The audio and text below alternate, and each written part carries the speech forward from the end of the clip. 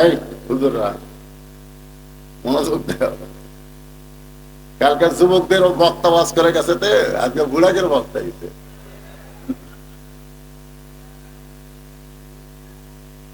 ঠিক, সবই ঠিক। এই সবই ঠিক বলার কারণে আজকে গোস্তর দাম বাড়তিছে, ধরে কোন কথা ঠিক কিনা? সবই ঠিক। গত সপ্তাহে 620 টাকা কেজি কিনছে, আর এই সপ্তাহে জামা এসে শ্বশুর এখন 2 কেজি কেনার জন্য গেছে।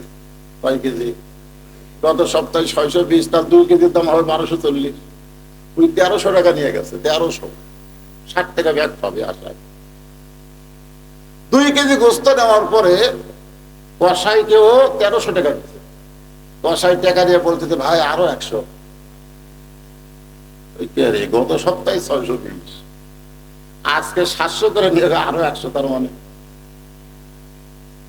সঙ্গে সঙ্গে গোস্ত রাইখে ওই কষাইয়ের কাছে দাও আসলে দাও খপ করে দিছে, যার উপর গোস্ত সাইজ করে ওইটা লাঠি মারে ফেলে দিছে। আর ঘাটের উপর দাও ধরে বলতেছে এখন বল কত করে কেজি? তখন বলতেছে আপনি যা দিবেন খাই।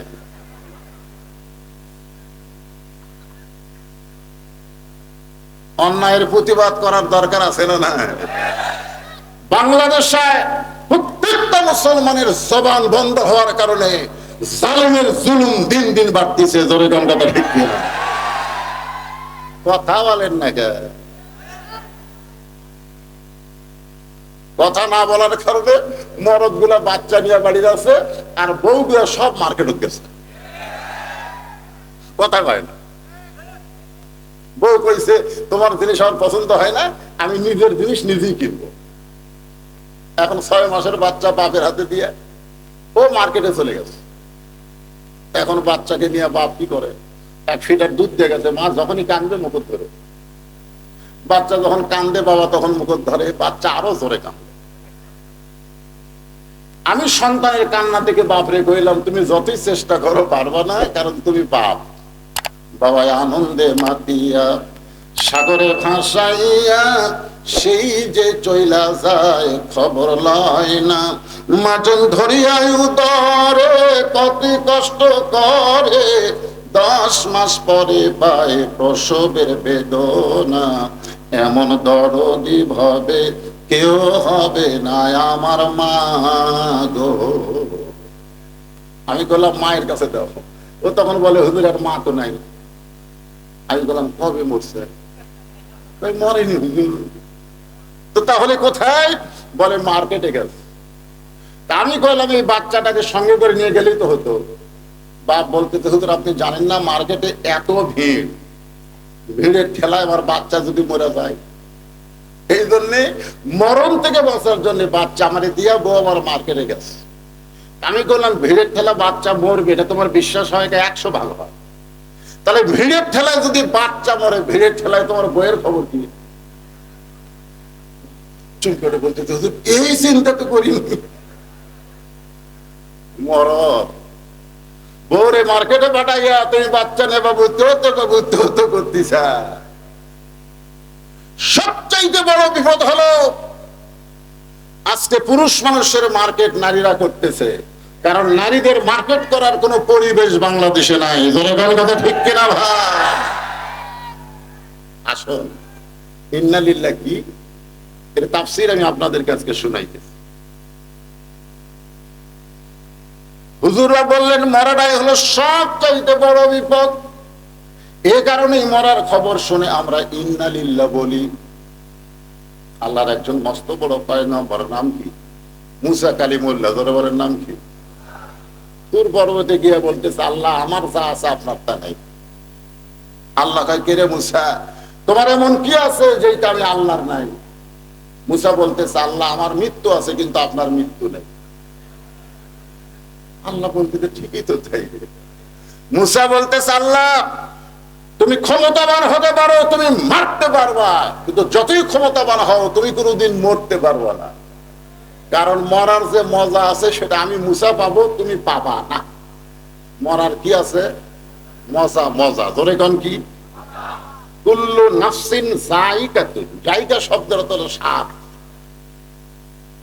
আল্লাহ বলে মুসা মৃত্যু তোমার কাছে কেমন মনে হয়? মুসা বলতেছে আল্লাহ দুনিয়ার জীবনে যত নিয়ামত দান করেছেন তার মধ্যে 1 নম্বর নিয়ামত হলো মৃত্যু। সুবহানাল্লাহ কন্যা কেন? দুনিয়াতে আমাকে আপনি যত নিয়ামত দান করেছেন তার মধ্যে 1 নম্বর নিয়ামতের নাম কি?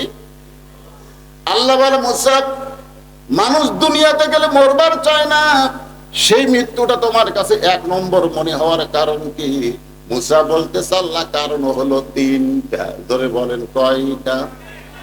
1 নম্বর কারণ হলো না মরলে জান্নাতে যাওয়া যাবে না। আমরা জান্নাতে যাওয়ার চান?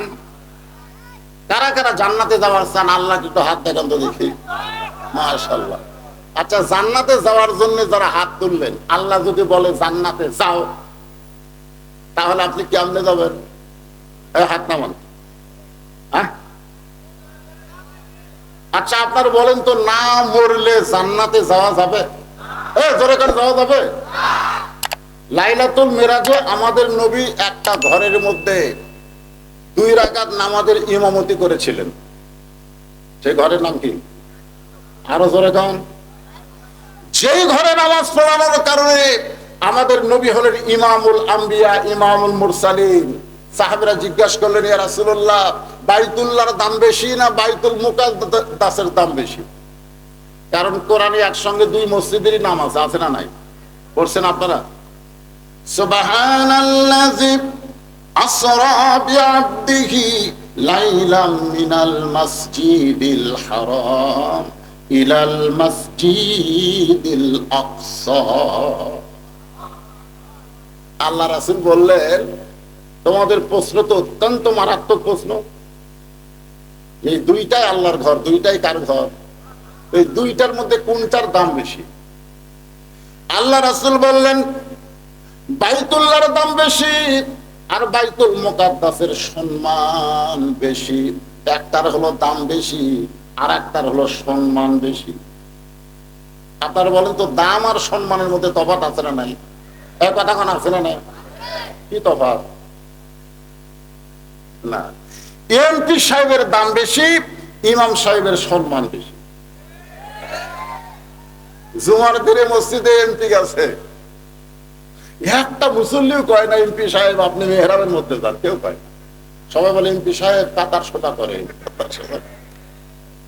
ইমাম সাহেব সামনে গিয়ে চিন্তা করে, এমপি রে,